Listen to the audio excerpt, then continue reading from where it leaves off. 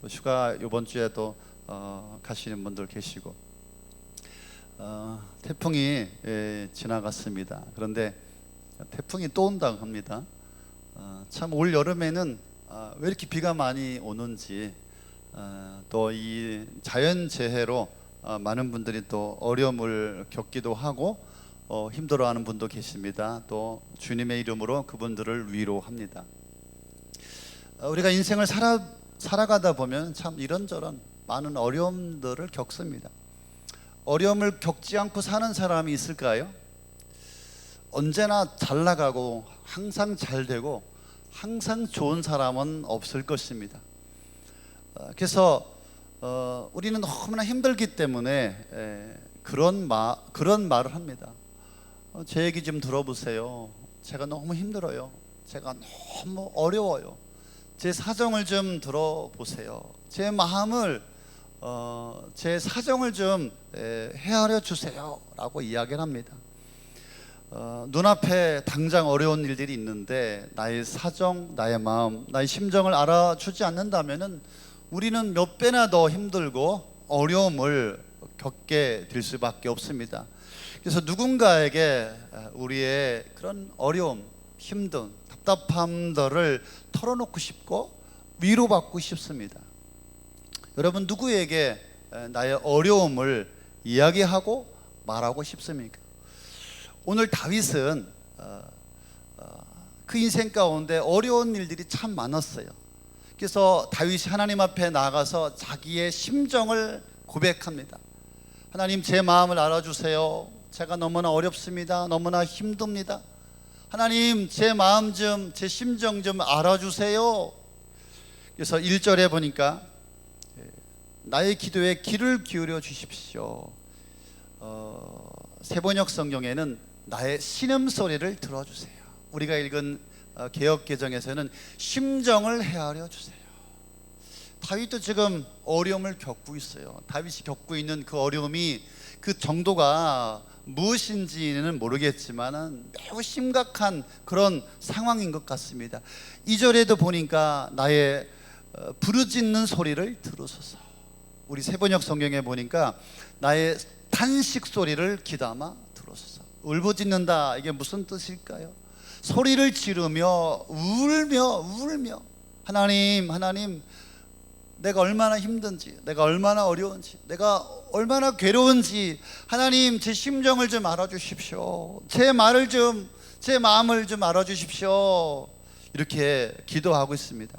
다윗이 이렇게 하나님 앞에 울부짖고 매달리고 자신의 어려운 사정을 헤아려 달라고 부르짖고 난 다음에 하나님께서 자신의 문제를 해결하여 주셨기 때문에 오늘 그 기쁨으로 시편 5편을 기록하게 된 것입니다. 자신의 고통, 자신의 아픔, 자신의 어려운 일 때문에 하나님 앞에 나아가서 울부짖고 부르짖고 자신의 심정을 알아달라고 하나님 앞에 매달렸더니 하나님께서 다윗의 모든 문제를 해결하고 은혜를 주셨습니다. 그래서 그는 기쁨이 있습니다, 감사합니다 라면서 시편을 기록하여서 오늘 저와 여러분에게 이 말씀을 주시고 있는 것입니다. 다윗이 이렇게 울부짖을 만큼 힘들고 어려운 일이 있었는데 어떻게 해결을 받았을까요? 11절에 보니까 그러나 주님께 피신한 사람들은, 이런 말씀이 있습니다. 주님께 피신하였더니 해결이 되었다, 이 말입니다. 주께 피하였더니 그 인생의 어려움, 힘든 일, 답답한 일, 괴로운 일, 한숨과 절망이 기쁨으로, 소망으로, 영원한 기쁨으로 바뀌었다. 주님이 보호해 주시고 인도해 주시고 함께 해 주셔서 그의 어려움들이 변했다, 이 말이죠. 한마디로 주님께서 해결해 주셔서 기쁨이 되었다, 기쁨이 임했다, 이 말이죠. 11절에 보니까 그러나 주님께 피하는 자와 피하지 않는 자의 결정이죠. 그러나 자신의 어려움, 힘든 일, 답답한 일, 괴로운 일, 누구에게도 말할 수 없는 많은 고통과 괴로움이 있었는데 그러나 그 문제들을 하나님 앞에 들고 나갔더니 우리 주님께서 해결해 주시고 그 인생에 은혜를 베풀어 주셨다. 할렐루야, 할렐루야. 예. 아무리 인생에 문제가 많을지라도 그러나 주님께 피하면, 주님께 피하면 삶의 방향을 바꾸는 강력한 의미의 말씀입니다. 그러나, 할렐루야, 이런 은혜가 여러분에게 있기를 예수의 이름으로 축원합니다. 주님께 피한다는 말이 뭘까? 피한다고 하는 의미가 무엇일까? 뭐 구체적으로 어떻게 피하면 된다라고 하는 것일까요? 여러분, 주님 앞에 피한 적 있습니까? 여러분의 인생이 힘들어서, 괴로워서, 답답해서, 슬퍼서, 고통스러워서 주님 앞에 피했더니 그 모든 문제를 우리 주님이 해결해 주시고 은혜를 주시고 기쁨을 주시고 즐거움을 주신 적이 있으십니까? 이 말이 무슨 말인지 알 것입니다. 자, 다윗이 죽게로 피했다, 이 말이 무슨 뜻일까? 요즘에 참 비가 많이 옵니다. 비가 얼마나 많이 오는지 모릅니다. 비 올 때 뭘 써야 합니까? 우산을 써야 합니다. 우산 속으로 피해야 비를 안 맞습니다. 우산이 없으면 홀딱 맞습니다. 전 어렸을 적에 우산을 써본 적이 없어요. 저희 집이 가난해가지고서 우산이 별로. 여러분 어땠습니까? 요즘에는 저희 집에 그냥 우산이 넘쳐나가지고 뭐 필요하시면 얘기하십시오. 우산이 너무나 많습니다.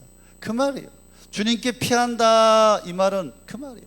주님의 우산 속으로 들어간다, 주님의 우산으로 피한다, 이 말이에요.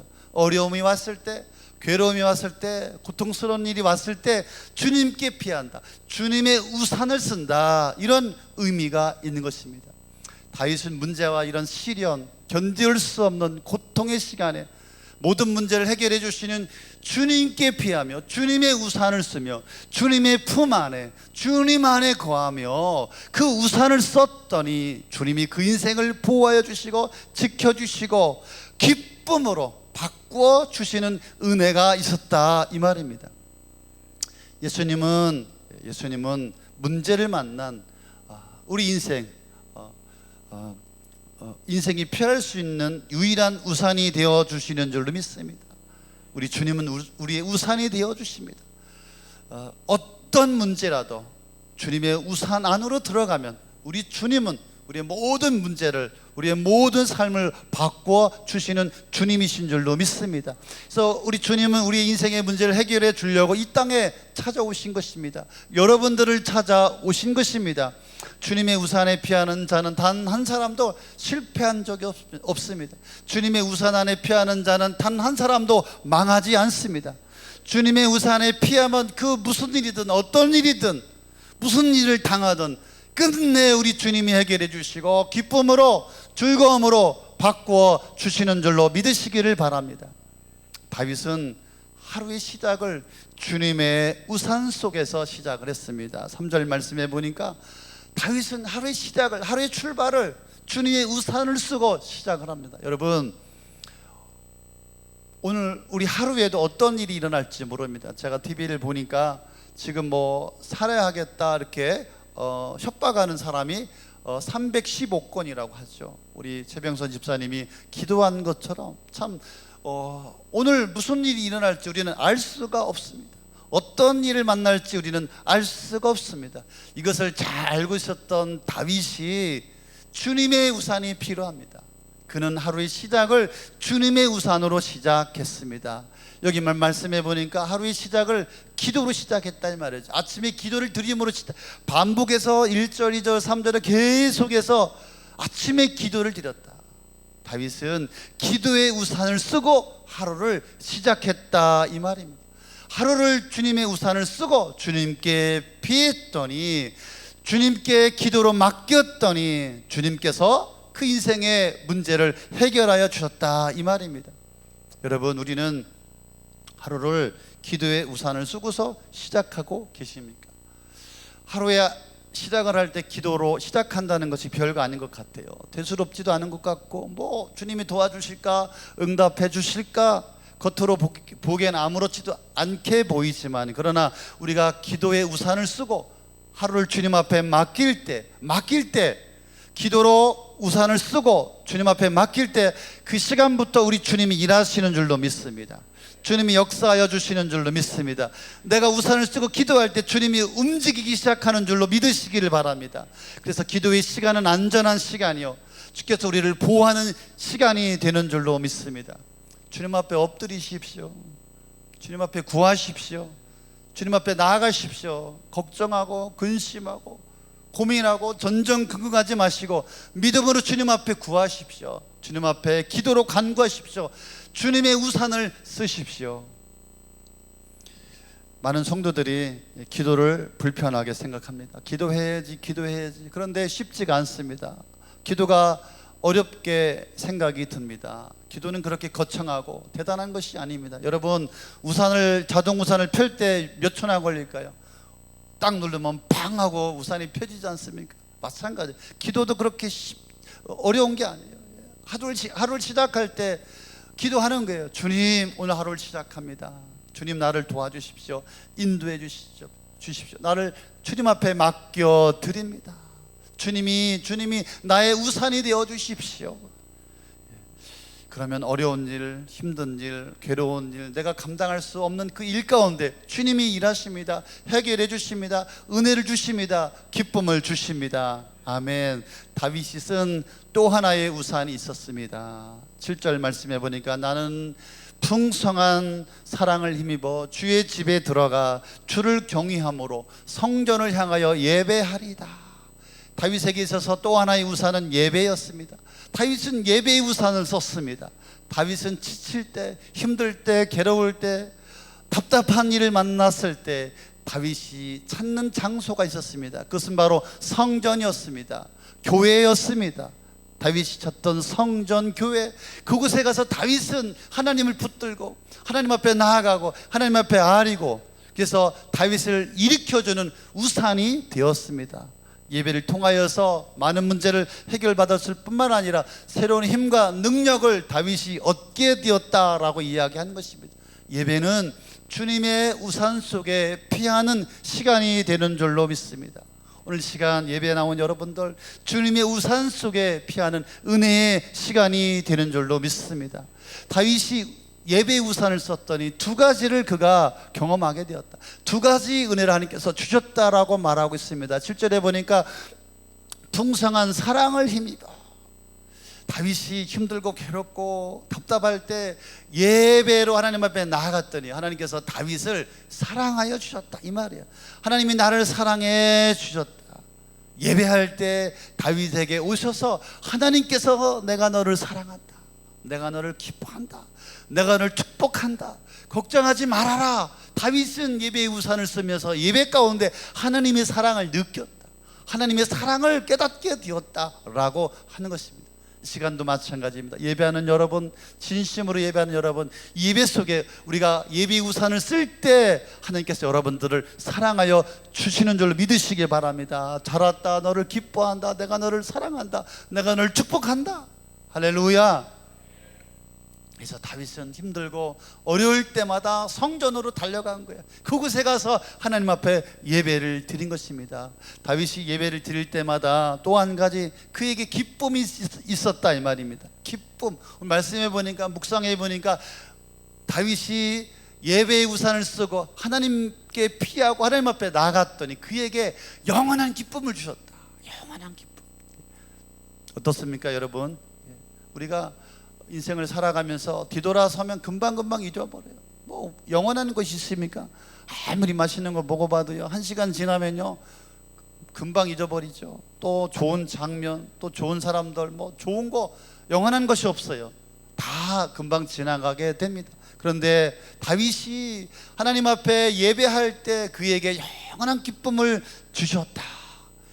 영원한 기쁨, 하늘의 기쁨, 변하지 않는 기쁨, 예배의 우산을 쓸 때 하나님께서 주셨다라고 말하고 있습니다. 힘들 때, 답답할 때, 괴로울 때 참된 기쁨은 하나님께서 주신다. 이것을 다윗이 깨닫게 되었습니다. 여러분, 힘들 때 어려울 때마다 예배의 자리에 나오시기를 바랍니다. 아멘. 예배를 마치고 돌아가는 여러분에게 기쁨으로 하나님께서 내가 너를 사랑한다 놀라운 말씀으로 함께하여 주실 줄로 믿습니다. 그렇기 때문에 다윗이 이 모든 문제가 사라졌다, 염려와 고민과 걱정들이 다 사라지게 되었다라고 다윗이 고백하고 있습니다. 여러분, 주님의 우산 속으로 피하는 여러분들 되시기를 바랍니다.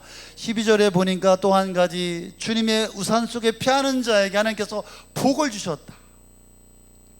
여호와여 주는 의인에게 복을 주시고 방패로함 같이 은혜로 그를 호위하시리이다. 주님의 우산 속으로 피하는 자는 아무나 피할 수가 없는 것입니다. 주님의 우산 속에 피하는 자는 바로 오늘 말씀해 보니까 의인은 누구입니까? 하나님의 자녀입니다. 하나님을 영접한 하나님의 백성입니다. 그래서 하나님이 자녀에게 주는 특권이에요. 누구나 피할 수 있지 않아요. 주님 앞에 피할 수 있는 자는 믿음의 사람이에요.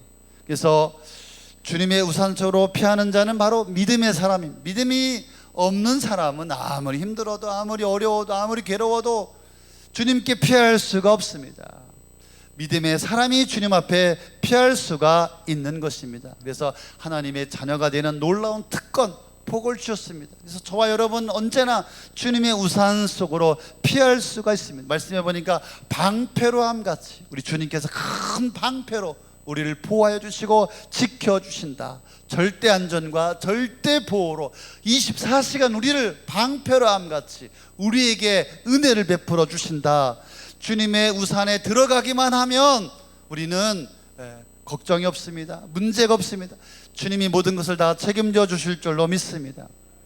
여러분, 나는 문제 앞에 어떤 모습입니까? 내가 문제를 해결받는 방법과 장소는 어디입니까? 내 인생에 문제가 왔을 때 나는 어디로 피합니까?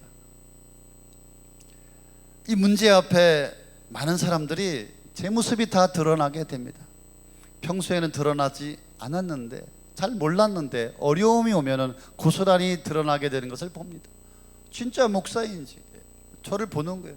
네가 진짜 목사인지, 진짜 장로요 권사요, 진짜 집사인지, 진짜 목자인지, 진짜 하나님을 믿는 성도인지, 껍데기인지, 진짜 신앙인인지 어려움이 왔을 때 우리는 다 드러나게 되어 있죠.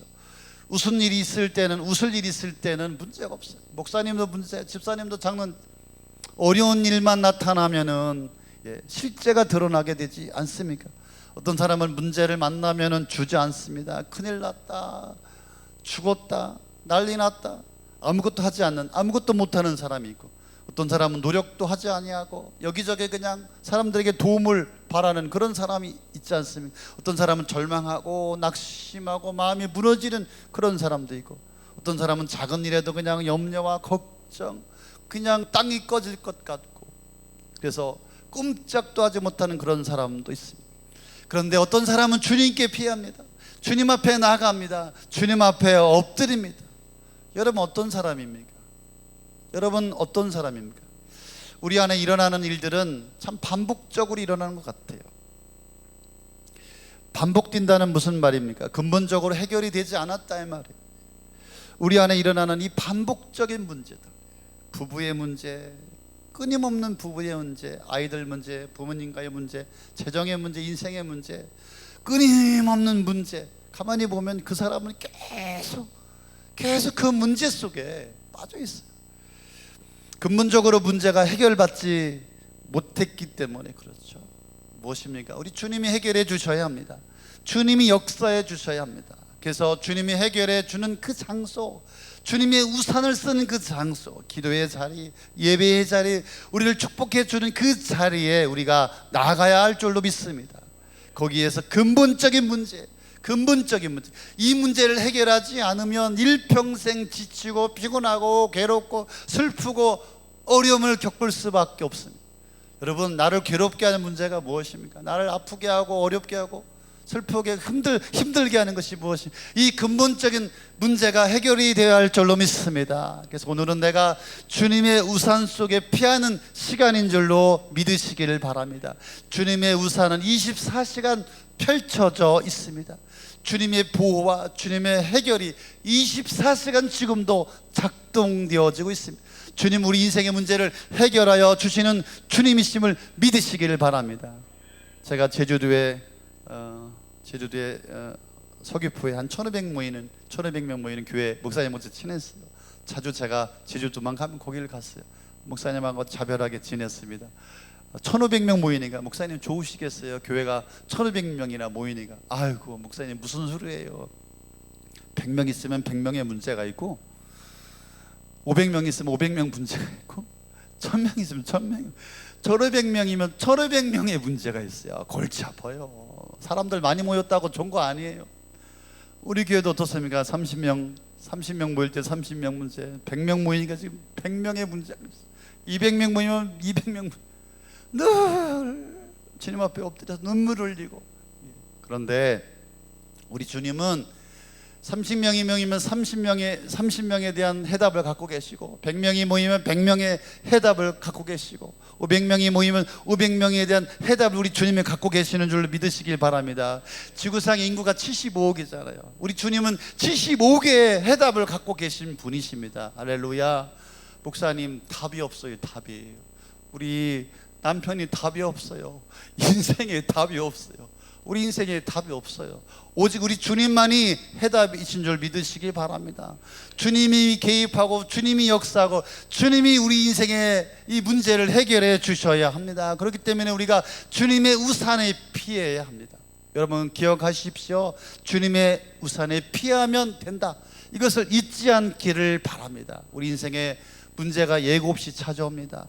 장소와 시간도 특정되지 않고 예고 없이 찾아오게 됩니다. 문제를 만나면 당황하고요, 문제를 만나면 어떻게 해야 할까 우왕좌왕합니다. 24시간 주님의 우산이 펼쳐져 있다. 이것을 꼭 기억하시기를 바랍니다. 아, 주님께 피하기만 하면 되는구나. 할렐루야. 그럴 때 여러분, 주님께 피하지 못하도록 방해하는 세력들이 있습니다. 아니 지금 네가 기도한다고 해결이 되겠냐? 네가 지금 교회 가서 예배한다고 이 문제가 해결되겠냐?